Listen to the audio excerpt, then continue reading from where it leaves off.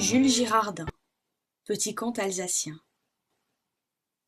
Il faut attendre. Ils venaient de loin, les pauvres petits. C'était facile à voir.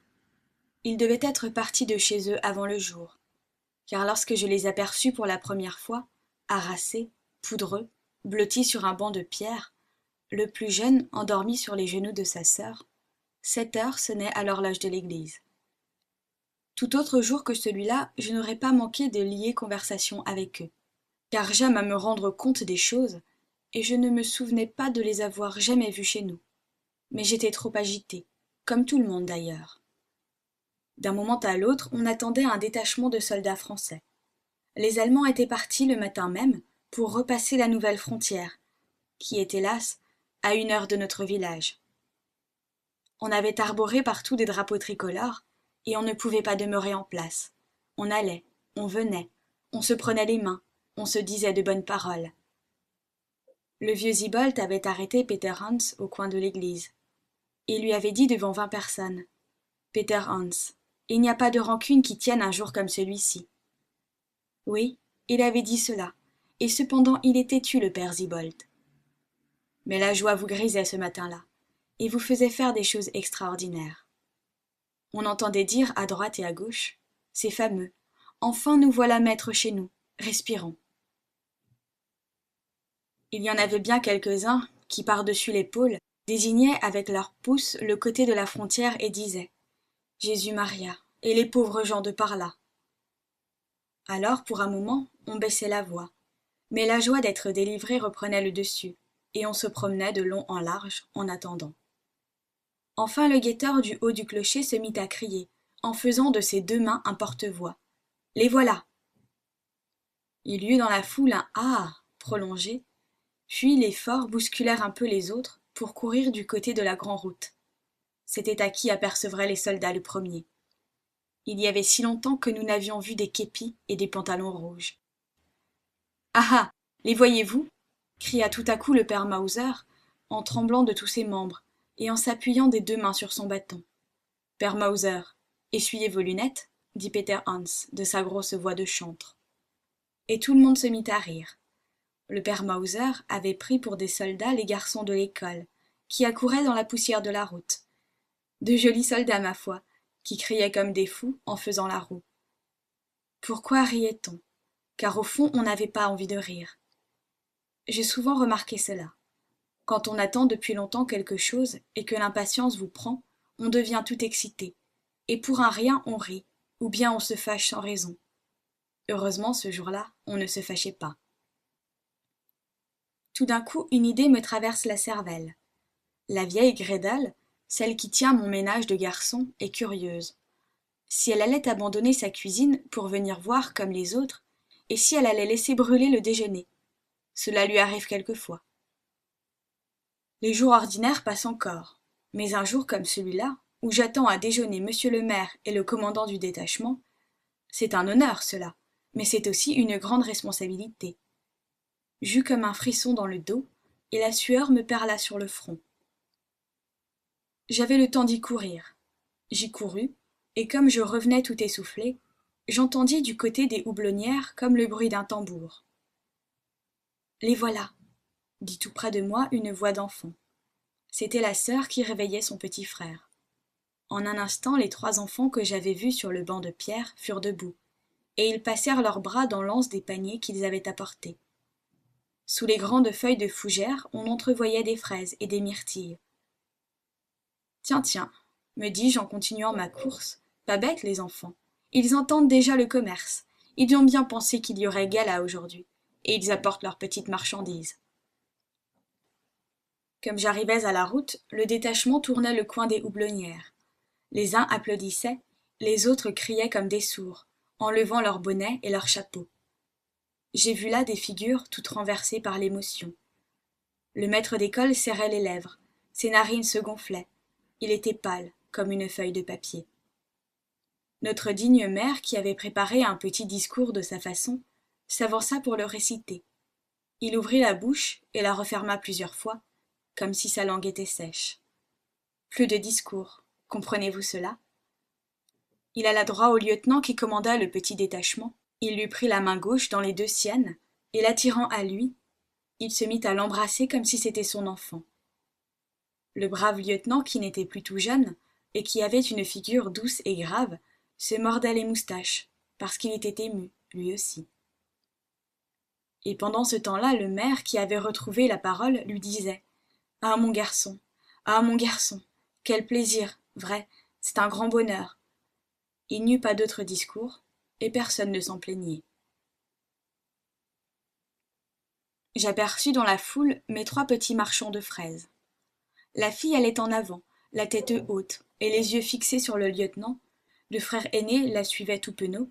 Le plus petit avait l'air de se faire traîner. Je me dis aussitôt « Ils vont se faire écraser, bien sûr. » Point du tout. La sœur, avec un regard que je n'oublierai pas de ma vie, sortit de la foule, et alla droit au lieutenant, et lui tendit un petit bouquet de fleurs des champs. Il avait son sabre dans la main droite, le maire lui tenait la main gauche. Il fit signe à la petite paysanne qu'il ne pouvait pas prendre son bouquet, et la remercia d'un sourire. « Qu'est-ce que vous auriez fait, vous, à la place de la fille ? Moi, j'avoue que j'aurais été bien embarrassée. Elle, pas du tout. Elle eut une inspiration. Elle prit de la main droite la lame du sabre par le milieu, tira doucement à elle, fit incliner la pointe et y planta son bouquet, aussi tranquillement que si elle n'avait fait que cela toute sa vie. De tous les côtés on cria « Bravo, voilà une bonne Française !» Mais attendez la fin.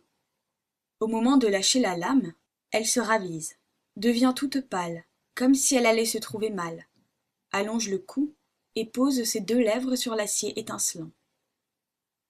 En voyant cela, tous ceux qui étaient présents sentirent comme un frisson. Et tout le monde à la fois eut la même idée. Ce baiser, déposé sur ce sabre, c'était aussi clair que si cette brave enfant avait dit « Vous avez été vaincu sans honte. Nous vous honorons pour vos défaites même, et nous comptons sur vous. » Oui, c'était aussi clair que je le dis, mais son émotion et son geste rapide firent bien plus d'effet que toutes les paroles du monde. Ensuite elle se tourna du côté de ses frères et leur fit un signe. Ayant repris un peu d'assurance, ils tendirent leurs paniers aux soldats, après avoir ôté les feuilles de fougère qui couvraient les fraises et les myrtilles. Les soldats que tout le monde fêtait et qui ne savaient auquel entendre, ne firent pas d'abord grande attention aux paniers. Les 2 garçons, se voyant mis de côté, avaient bonne envie de pleurer. La sœur alors leva un des paniers, et tout en marchant au pas des soldats, elle le tendait dans les rangs. « Où veux-tu que nous mettions ça ?» dit un jeune sergent. « Mangez à même le panier, je vous en prie, » dit-elle. Le sergent prit quelques fraises et les mangea. Comme il faisait le geste de mettre la main à sa poche pour y chercher quelques pièces de monnaie, elle lui arrêta vivement le bras. « Non, non, dit-elle, c'est pour rien. Nous les avons cueillis pour vous les donner. Nous avons fait 4 lieues pour vous les offrir. » Vous savez comme les soldats sont bons garçons. En entendant ce que disait la fille, ils mirent les paniers au pillage rien que pour lui faire plaisir. Car un soldat qui a fait son étape et qui, par les portes ouvertes, voit que la nappe est mise en son honneur, se moque pas mal au fond d'une poignée de fraises. On dit même que les fraises coupent l'appétit, mais encore une fois, ils sont bons garçons, et savent comment il faut répondre à une politesse. Alors je pris à part la petite paysanne, et je lui dis « Viens avec tes frères. » Elle me regarda, et vit sans doute qu'elle avait affaire à un brave homme, car elle ne fit point de façon, et leur dit de venir.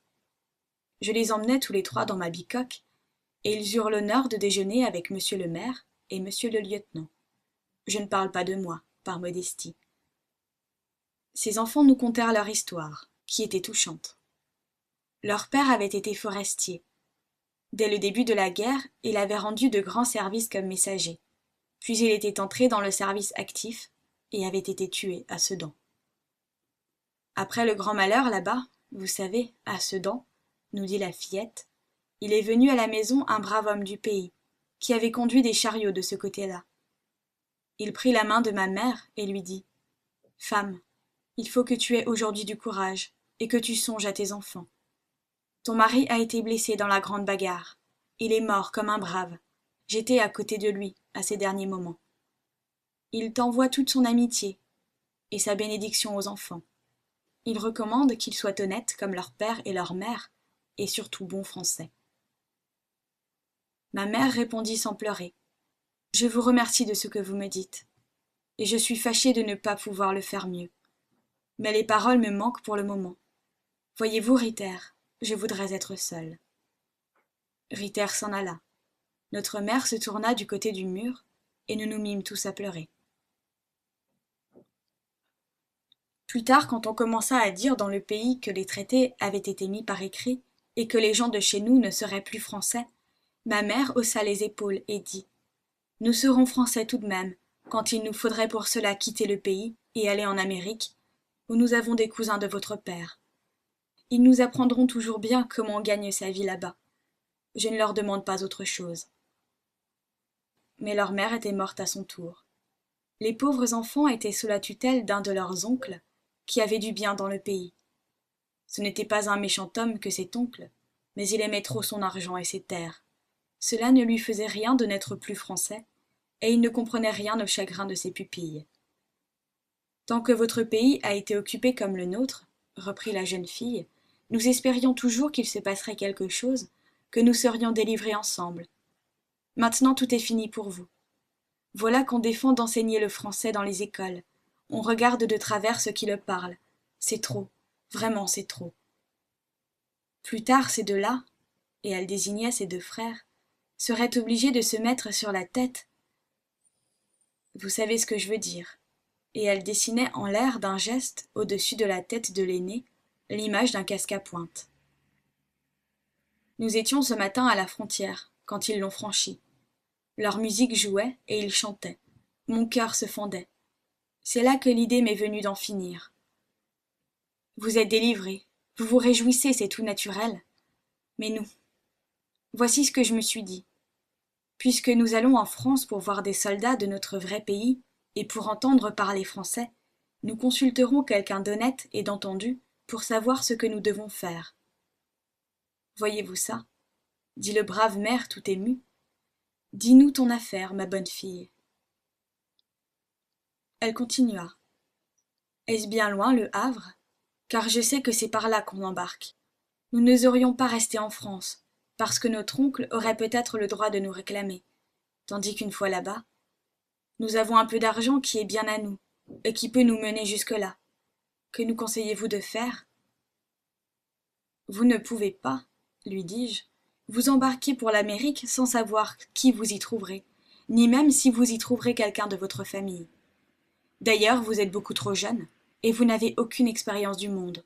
Ce serait une entreprise folle, il faut retourner chez votre oncle. Mais la conscription ? Vous avez le temps d'y songer, et de grandir. C'est en ami que je vous parle. Il faut attendre. C'est cela, dit notre brave mère. Ne brusquez rien, ne faites pas d'escapade. Qui sait ce qui peut arriver ? Oui, il faut attendre. Elle fronçait les sourcils et ne semblait pas contente de notre conseil. Cependant, elle hésitait. Alors elle se tourna avec une naïve confiance vers le lieutenant, qui sourit de son grave et doux sourire, et lui dit : « Le conseil est bon, mon enfant. Il faut compter sur l'avenir. Il faut attendre. » « Nous attendrons, » dit-elle en se levant, et les trois enfants reprirent lentement le chemin de la nouvelle frontière.